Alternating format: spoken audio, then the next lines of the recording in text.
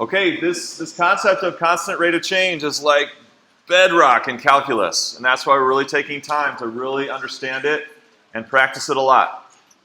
There's a good deal of questions on this first exam about constant rate of change to see if we get it. And everything we've done, again, I've said this before, I'm going to say it again, everything we're doing that we've done, we've chosen the most important principles and skills that you need to have and understand to succeed when we get to the calculus, okay? Everything we're going to see it all again, but then all together when things get hard. So if there's bits and pieces of this that you really never learned, that's going to be an obstacle for you when things get hard when we get to the calculus. Everything, we've chosen the very most important things that all come together when we're doing the calculus. So function notation, constant rate of change, variables, the understanding variables, especially like dx, dy, changes in variables. All this stuff is super important. So if a soldier lowers an American flag from the top of the pole at 0.75 meters per second, what does that number mean? 0.75 meters per second. So take a second. So do we remember from last time, very important lecture on Wednesday, what is the meaning of 0.75 meters per second? Yes, that is the constant rate of change. So the answer I'm looking for is not, it's the constant rate of change. Yes, that's the constant rate of change. But what does that mean? What does that 0.75 mean? Anyone? I know Kyle knows. Is it Jacob? Yeah. Jacob, tell me. Thanks. Which Jacob? The one who raised his hand and I'm going like this too. Jacob. Yeah. All right. It's the distance the flag will go down in any amount of seconds you give us. So in any amount of seconds, the flag is going to go down 0.75 meters. Is that what you're saying? Yeah, pretty well. Okay. No, not Okay. All right, but yeah, you got in any amount of seconds, the distance the flag will go down is how much? by 0.75 per second. Okay, almost. It's the factor at which the change in y is going to happen at any given time. Okay. Charlie. The change in the distance is 0.75 times the change in time. Okay, right. So, given any number of seconds, the number of meters that the flag descends is going to be 0.75 times that number of seconds. All right, so in 10 seconds, how far down will the flag descend? In 10 seconds. 7.5 meters, 10 times as much as 0.75, right? So given any number of seconds, and how do we write that out? Oh, we'll do that later. Okay, so yeah, so given any number of seconds, the number of meters that the flag descends is 0.75 times as much as that number of seconds, right? Which tells us a lot more than just it's going down 0.75 meters every 1 second. And that's true. It is going down 0.75 meters every 1 second. But that constant rate of change, that 0.75, tells us a lot more. It tells us how far it goes down in any number of seconds. 0.75 times the number of seconds that go by. Okay? So I'm going to define y as the height of the flag in meters. And so let's define these variables. So I'm giving you y. It's the height of the flag. So that one's given. The height of the flag. And based on that, define the rest of these in words. Use phrases. One word will not cut it. You need phrases that give all the details. So go. You can work together. Take a minute.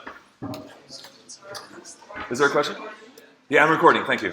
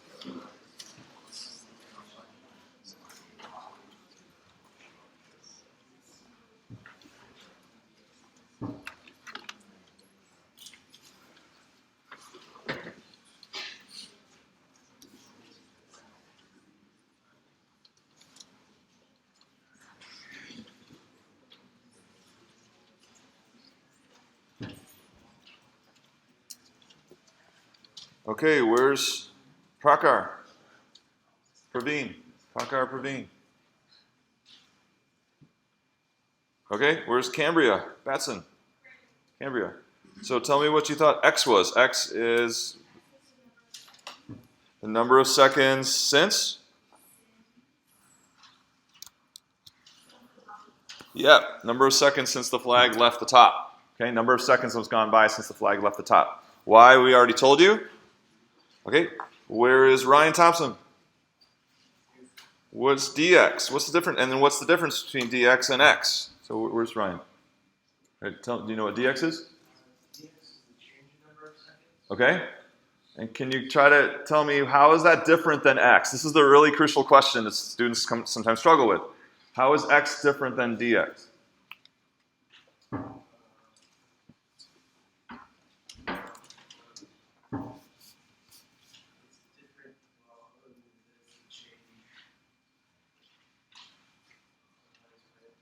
So here's one way to think about it. The number of seconds since the flag left the top, it starts from 0 seconds, right? And we know, so we could have negative, right? So we could have negative, but you're thinking about starting from 0 seconds. When does the change in time of seconds start? Does it start from x equals 0? No. Does it start from x equals 1? No. Could it? Yes. It could start from any value of x. Here's something that helps to distinguish between these two. A change in time can start at any value of x. Remember the smartphone memory situation, right? So your change in your memory is going to start from whatever the current value of memory is. And so the change in time could start at 5 seconds after the flag left the top. It could start at 2.2 seconds after the flag left the top. An amount of change can start from any x value. But x value is kind of anchored at 0. We think of x, the total amount of seconds is like kind of always starts at 0, right? But dx could start at any value of x. Okay, what is dy? Where is Yi Ren? Yi Ren. Yeah.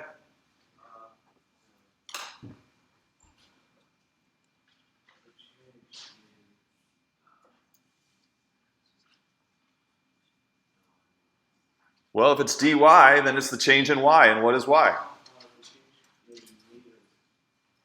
Yeah, so yeah, it's the change in the height in meters, right? It's the change in the flag's height in meters. The change in height is the change in the flag's height in meters. Same thing. It can start at any height. It can start at any height, and then that dy is how much it changes, right? And then m is? What is m? Rate of change. And what's the value of the rate of change? 0.75 meters per second. Everyone agree with that? Okay, so if y is the height, that is a reference from 0 up. And what is the flag doing? Going down.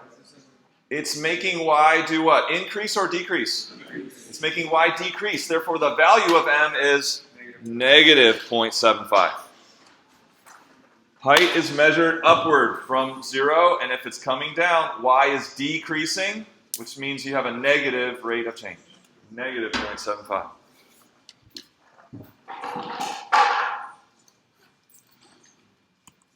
Okay, so I want you to write an equation using variables that would compute that constant rate of change. So, in other words, m equals what? M equals what? Where's Trent? Trent, m equals what if I was going to use variables in that list? Okay, but I want to write an equation using these variables x or y or dx or dy. M would equal a constant rate of change.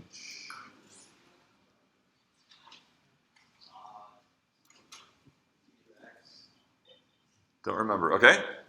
Yeah? M equals dy over dx. The change in dy over dx. Okay? Constant rate of change of y and x is a matter of a relationship of the changes. It's this proportionality of the changes. That m is dy dx. Okay? So when we're talking about x and y being constant rate of change, what tells us that? Or what's the word?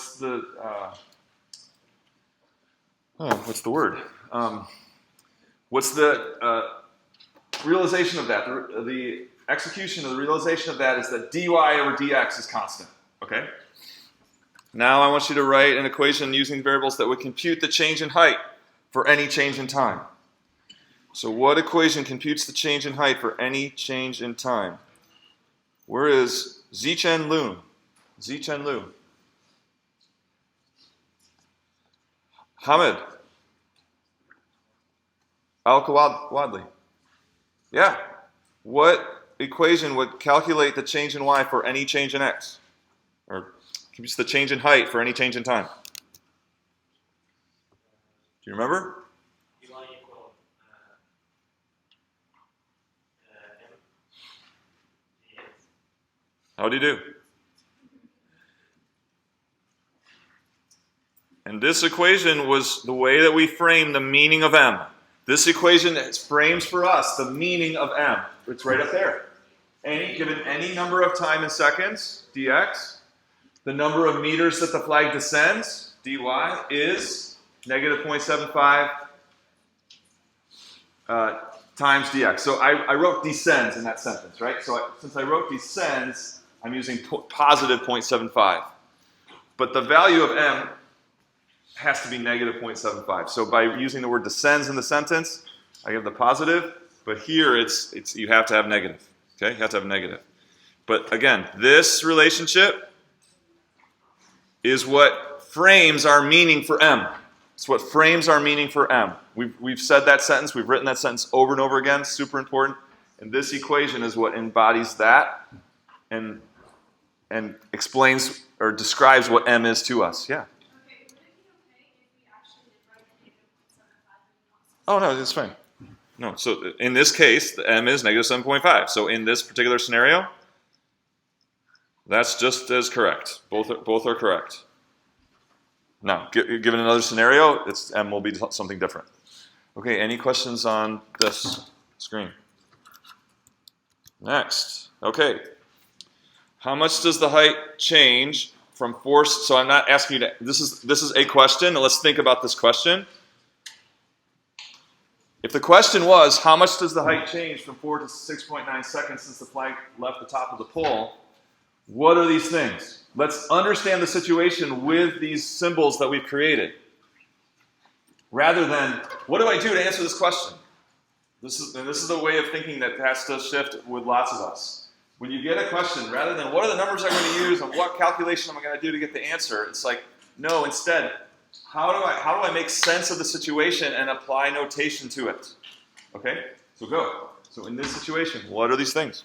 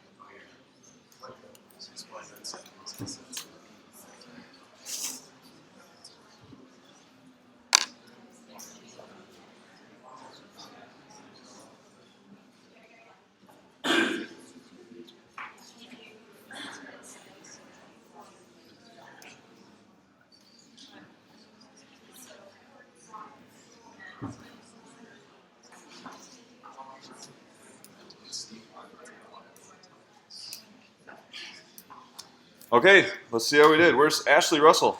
Hey, that's me. Okay, so dx. dx is the change in time, so it's going to be 6.9 seconds minus 4 seconds, which gives you 2.9 seconds. Awesome. She restated that dx is our change in time in seconds, and to get that, she said she's going to take final time minus the initial time. Remember this? And so the change in time is? So are we talking about 2.9 seconds after the flag started lowering? No. No, what would that be? What would represent that? 2.9 seconds since the flag started lowering. This is x. If you're talking about since the flag started lowering, that'd be x. But this is a change in time starting from 4 seconds. So starting from 4 seconds, we're letting 2.9 more seconds go by, dx. You see the difference between x and dx? It's a change, in this case, starting from 4 seconds. Okay? What about dy? We know dy, first of all, we can restate it as the change in height. And how can we now calculate that change in height? Where's Annette Tom? Did you get how to calculate that change in height? D of 6.9 minus D of 4. Okay, so we haven't defined a function here. So lots of students I've heard saying d of x and d of y. Okay, so this is not a function named, and it's okay. This is a common thing to do. D is not the name of a function. You got to see dx as one thing.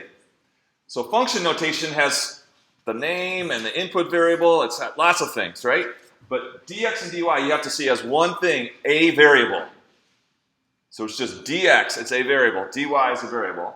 Okay, so if we want the value of dy when dx is 2.9, how do we calculate it? Yeah. Right, it's going to be, we know we've got constant rate of change, so any change in height is going to be the constant rate times the change in time. We know the constant rate is negative 0.75, and we just found the change in height. Sorry, change in time, which is 2.9.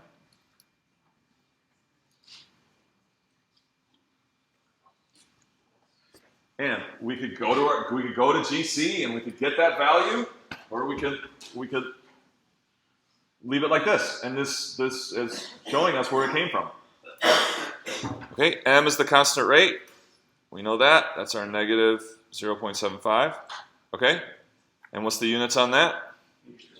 Meters per second is our constant rate of change. Okay, what's the value of x?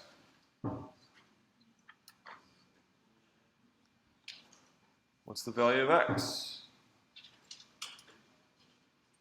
Is that hand? Yeah. What? We don't know the initial value? We do know the initial value, right? Yeah, what's the initial value?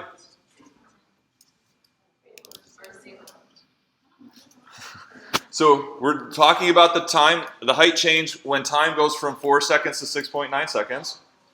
So the initial time. So here we know a couple values of x, right? X initial or x old, like we used in the quiz. You can say x old or x start or x initial is 4. And x final is 6.9. And in this scenario, what? X takes on then every value in between too. Because we're talking about this change from 4 seconds to 9 seconds, or to 6.9 seconds.